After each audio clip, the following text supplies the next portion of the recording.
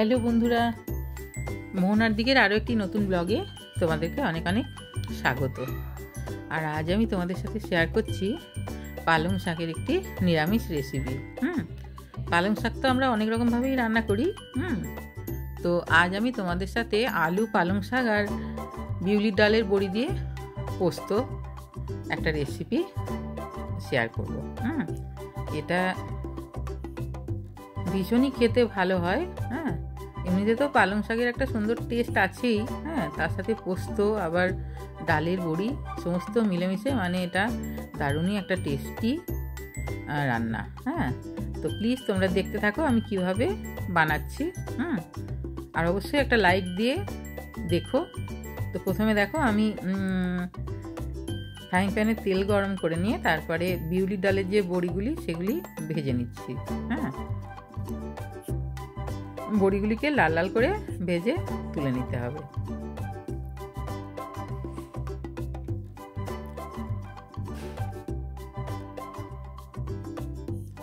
এমনিতে তো বড়ি দিয়ে আলু দিয়ে পোস্ত একটা হয়, তো সেই জন্য বড়িটা এর মধ্যে দিলে ভীষণই একটা ভালো টেস্ট হয়।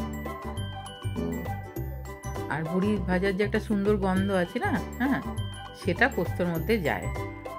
তো বড়িটা দেখো লাল লাল করে ভাজা হয়ে গেছে। এবার এটাকে তুলে নিচ্ছি। তুলে নিয়ে তারপর ওই তেলের মধ্যে দিয়ে দিচ্ছি আমি পেঁয়াজ কুচি। দেখো এখানে আমরা নিরামিষের দিনেও পেঁয়াজ রসুনটা খাই, সেই জন্য আমি পেঁয়াজটা দিয়েছি। এবারে তোমরা এখানে পেঁয়াজটা স্কিপ করতে পারো। যদি কেউ পেঁয়াজ রসুন না খাও সেক্ষেত্রে পেঁয়াজটা তোমরা নিরামিষের দিনে স্কিপ করতে পারো। আর যারা পেঁয়াজ খায় না তারা একেবারেই না দিলেও কোনো অসুবিধা নেই। তারপরে দেখো পেঁয়াজটা দিয়ে তারপর আমি দিয়ে দিলাম নুন। নুন দিয়ে তারপরে পেঁয়াজটাকে একটু নেড়ে চেড়ে নিচ্ছি। নিয়ে তারপর এখানে আমি ফোড়নে দিয়ে দেবো একটু কালো জিরে। আর কালো জিরেটা দিলে না পোস্ততে ভীষণই একটা ভালো টেস্ট আসে। তারপরে দেখো কালো জিরেটা দিয়ে পেঁয়াজটা একটু ভালো করে নেড়ে চেড়ে তারপর দিয়ে দেবো আলুটা। আলুগুলোকে আমি একদম ডুমো ডুমো করে কিন্তু ছোট্ট ছোট্ট করে কেটে রেখেছি। এখানে আলুটা কিন্তু লম্বা করে কাটবে না, এটা একটু ডুমো ডুমোই হবে, যেহেতু পোস্ততে তো আলু একটু ডুমো ডুমো করেই দেয়। তো তারপরে এটাকে একটু আমি চাপা দিয়ে দিচ্ছি। আর চাপা দিয়ে 2-3 মিনিট মতো আমি মিডিয়াম আঁচে এটাকে রেখে দিয়েছিলাম। তারপরে দেখো ঢাকনাটা খুলে আলুটা বেশ কিছুটা হলেও আলুটা সেদ্ধ হয়ে যাবে এখানে, চাপা দিয়ে দিলে। আর তারপরে আমি এটাকে ভালো করে নেড়ে চেড়ে নিচ্ছি। নিয়ে তারপর যে পালং শাকটা আমি ছোটো ছোটো করে কেটে ধুয়ে জল ঝরিয়ে রেখেছিলাম সেটা এবার দিয়ে দিচ্ছি। আর পালং শাক তো এমনিতেই নরম, পালং শাক ওই আলুর সাথেই ভেজে ভেজে এটা সেদ্ধ হয়ে যাবে। তো পালং শাকটা দিয়ে তারপরে ভালো করে আলুর সাথে এটাকে মিশিয়ে নিতে হবে।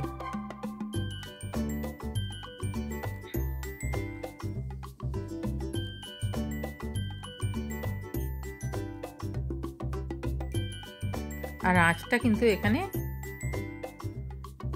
মিডিয়াম টু হাইতেই থাকবে। তারপর আমি এখানে দিয়ে দিচ্ছি শুকনো লঙ্কার ঝাল লঙ্কার গুঁড়ো। এটা এবারে শুকনো লঙ্কা এখানে পোস্তর সাথে বেটে দিলে ভালো হতো, তো আমি এখানে আর বেটে দিচ্ছি না, এখানে একদম ঝাল লঙ্কার গুঁড়োটাই দিয়ে দিলাম। আর ওটা আগেই দিয়ে দিচ্ছি যাতে একটু ভাজা ভাজা হয়। আর এখানে কিন্তু আমি হলুদটা স্কিপ করেছি।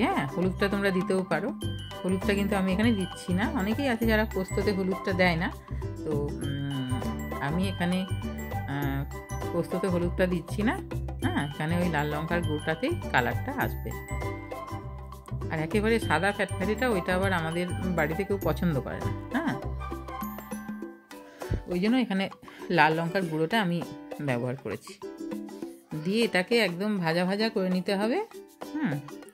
আর আঁচটা হাইতেই থাকবে, কারণ কি পালং শাকের যে জলটা বেরোবে না ওটা যাতে ভাজা ভাজা করতে করতে ওটা টেনে যায়। তাহলে পালং শাকটা বেশ লাল লাল করে ভাজা হয়ে যাবে। তারপরে দেখো একটু মাঝখানটা একটু জায়গা করে তারপর ওখানে টমেটোটা দিয়ে দিলাম। এটা তুলে রাখলে ভালো হতো, হ্যাঁ, তো তুলে আর রাখিনি আমি। এটা একটু সাইড করে তারপরে টমেটোটা দিয়ে দিলাম। হ্যাঁ, টমেটোটা দিয়ে তার উপরে আমি একটু সামান্য নুন দিয়ে দেবো।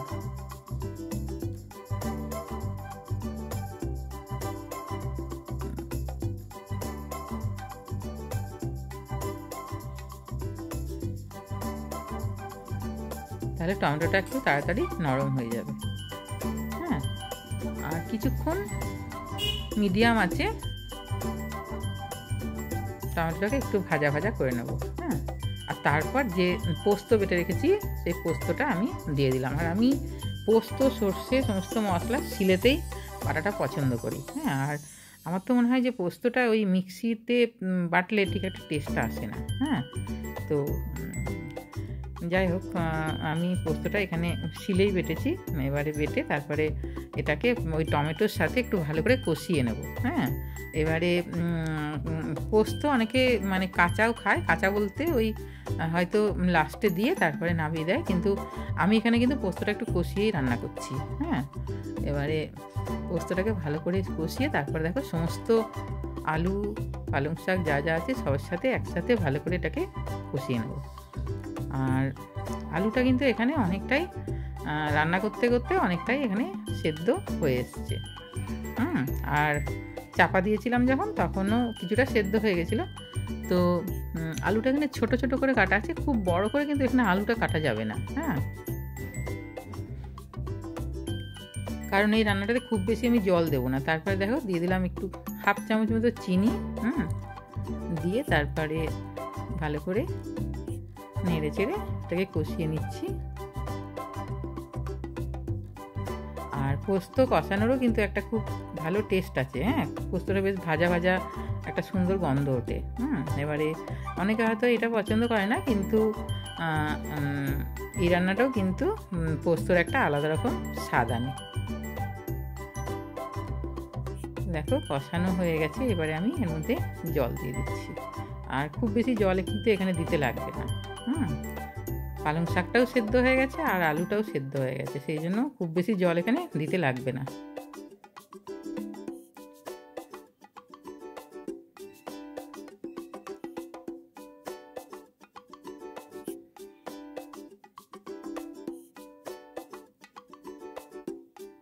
এবারে দেখো এটা ফুটে উঠেছে। এবারে আমি দিয়ে দিলাম ভাজা বড়িগুলো। ভাজা বড়িগুলি দিয়ে এটাকে খুব ভালো করে মিশিয়ে নিতে হবে।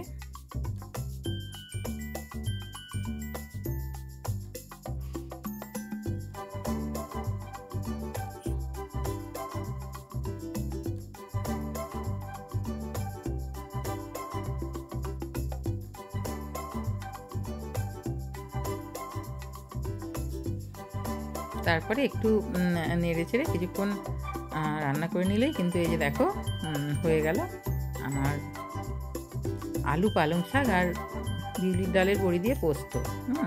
এটা কিন্তু নিরামিষের দিনে অসাধারণ একটা টেস্ট আসে। আর এই রান্নাটা আমি বানিয়েছিলাম, তো আমার এটা খেয়ে অনেকেই কিন্তু এটার প্রশংসা করেছে। আর প্রশংসা করলে তো সবারই ভালোই লাগে, প্রশংসা শুনতে তো সবার ভালোই লাগে। তবে প্রশংসাটাও কি বলো তো, প্রশংসা করতেও কিন্তু যোগ্যতা লাগে। হ্যাঁ, তো তারপরে দেখো এটা হয়ে গেছে। এটা এবারে আমি কিছুক্ষণ রেস্টে রেখে দিয়েছিলাম। তারপরে এই যে বোলের মধ্যে আমি সার্ভ করে দিচ্ছি। দেখো এটা ভীষণই একটা টেস্টি রান্না, তোমরা অবশ্যই এটা বাড়িতে বানিও। আর বাড়িতে সবাইকে খাওয়াবে। হ্যাঁ, এখন যেহেতু পালং শাকটা ভীষণই বাজারে অ্যাভেলেবেল, তো অবশ্যই আমি যেভাবে যে প্রসেসে বানিয়েছি সেই প্রসেসে তোমরা অবশ্যই বানিয়ে দেখো। আর আমার ভিডিওটা যদি ভালো লাগে তাহলে অবশ্যই একটা লাইক দিয়ে দিও, কমেন্ট করো, আর আমার চ্যানেলটা প্লিজ সাবস্ক্রাইব করে দিও।